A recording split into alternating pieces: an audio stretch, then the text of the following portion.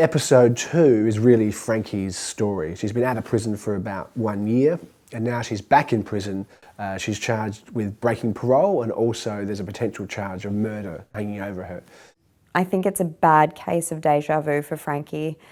She never thought she'd end up back here. She never thought that she'd be in this position again.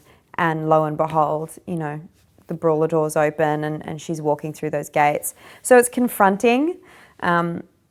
But I think at that point, Frankie's in a bit of a denial phase, and she doesn't think she's going to stay for long.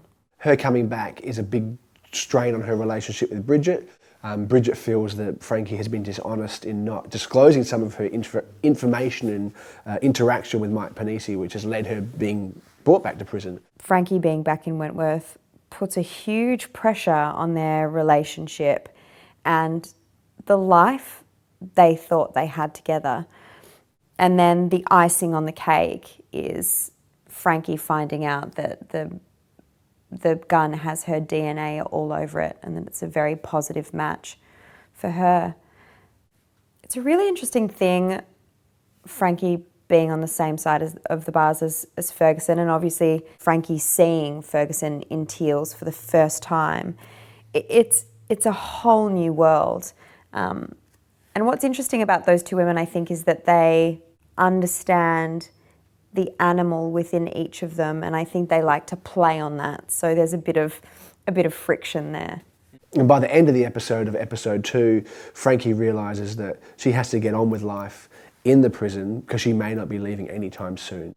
When I put the teals back on for the first time, that was a pretty interesting feeling. Like, I haven't been in teals, you know, since season 3, which is a world away now. So that was, you know, it was a nice little novelty putting it back on, but it was also like, oh, okay, cool, I'm back.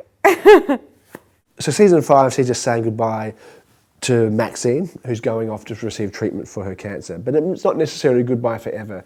She's alive, she's going to receive this treatment, and whether Maxine comes back, we'll see down the future. Maxine has always put everyone else before her, especially these women, because they completely embraced her and acknowledged her and respected her and said, you are part of our family. I think she thought, I can't be here and let these women see me deteriorate, even emotionally. She knew that it was fundamental for her. I need to go to actually fix myself. Always, as an actor, you've got to play truth to the scripts, but the scripts were wonderful in that they presented her as a very pure, strong, loyal, honest, soulful woman, and of course she is if she's had to deal with so much hostility. The trans community have been extremely supportive of the representation of Maxine, and I think, you know, as well with Australia, we never really had anyone on an ongoing basis and seen the journey before. So I don't even know if I can find a word to say, you know, to have participated in that dialogue, you know, it's amazing.